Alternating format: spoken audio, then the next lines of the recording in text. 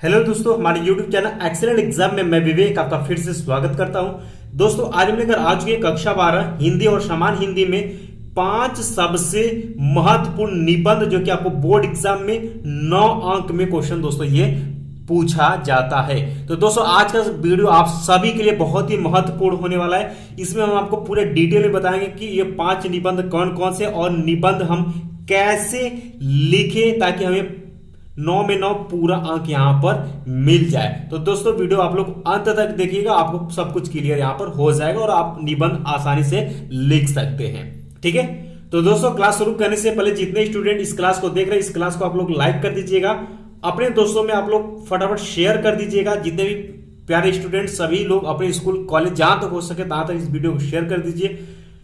और जो हमारे पहले नए स्टूडेंट जो चैनल से जुड़ चुके हैं तो चैनल को आप लोग सब्सक्राइब करके घंटी को दबा करके ऑल पर क्लिक कर दीजिएगा ताकि आप सभी को क्लास का नोटिफिकेशन मिलती रहे।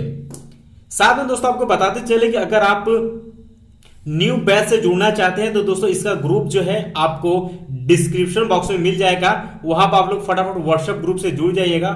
उससे फायदा दोस्तों आपको होगा कि आपको बोर्ड एग्जाम रिलेटेड कोई भी इंफॉर्मेशन होगी और क्लास का जो भी नोटिफिकेशन सब कुछ वहां पर अवेलेबल होता रहेगा, पीडीएफ भी साथ में मिलती रहेगी। ठीक है, तो डिस्क्रिप्शन बॉक्स में दिया गया, फटाफट जाकर के जुड़ जाइएगा। साथ में दोस्तों आपको बताते चले कि सभी विषय का ध्यान सुनिएगा, सभी विषय का चैप्टर वाइज इंपॉर्टेंट, ठीक है, चैप्टर वाइज इंपॉर्टेंट क्वेश्चन का जो प्लेलिस्ट है ऑलरेडी आपको बना दिया गया है और उसका लिंक सभी का आपको प्लेलिस्ट में मिल जाएगा। वहां से जाकर के आप देख सकते हैं और अपने पढ़ाई को और इंप्रूव कर सकते हैं। ठीक है, तो प्लेलिस्ट सभी सब्जेक्ट का इंपॉर्टेंट का बन चुका है, जाकर के आप देख लीजिएगा। चलिए दोस्तों बात कर लेते हैं किस तरीके से आपको बोर्ड एग्जाम में क्वेश्चन पूछा जाएगा 12th में। ध्यान समझिएगा आप लोग। क्वेश्चन नंबर 14 रहेगा आपके पेपर में, जो पेपर आपको हिंदी का मिलेगा उसमें क्वेश्चन नंबर 14 रहेगा।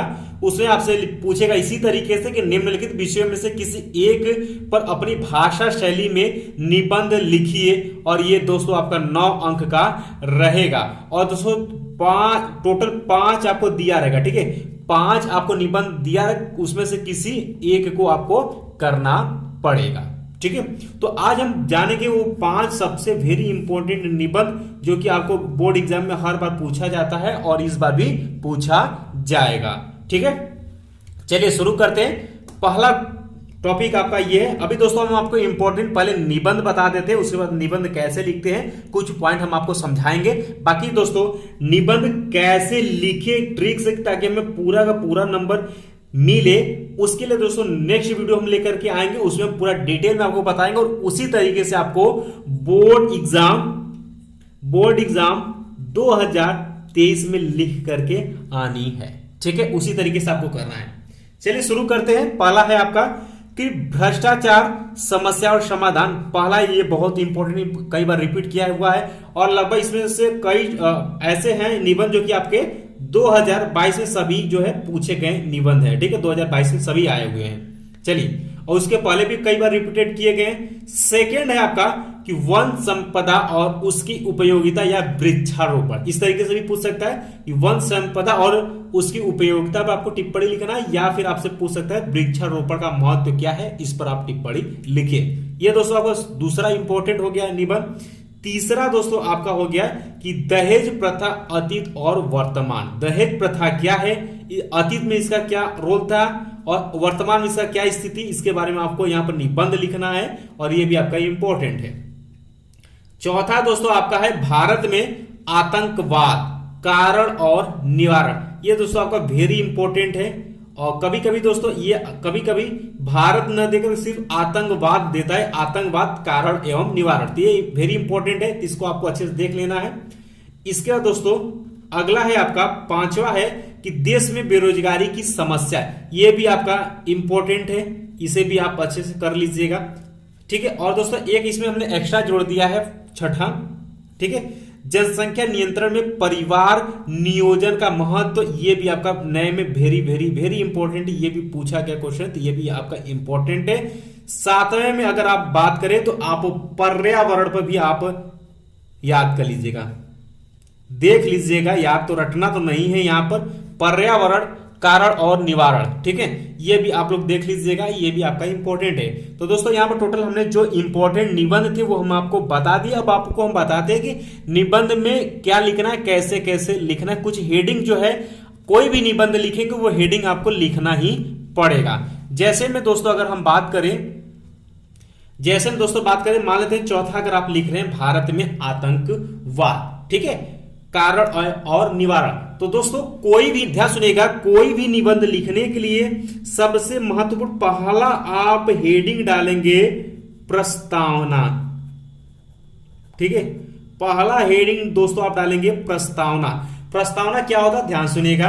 प्रस्तावना में दोस्तों ये होता है कि भारत में आतंकवाद क्या है, पहले इसके बारे में लिखेंगे प्रस्तावना के अंतर्गत, इसका अर्थ क्या है, यानी कि आतंकवाद क्या होते हैं इसके बारे में आप लिखेंगे, जो कि प्रस्तावना के अंतर्गत आएगा।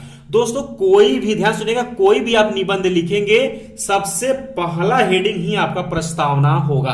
अगर आप इधर उधर हेडिंग करेंगे तो आपका नंबर कटेगा। तो पहला हेडिंग आपका प्रस्तावना रहेगा।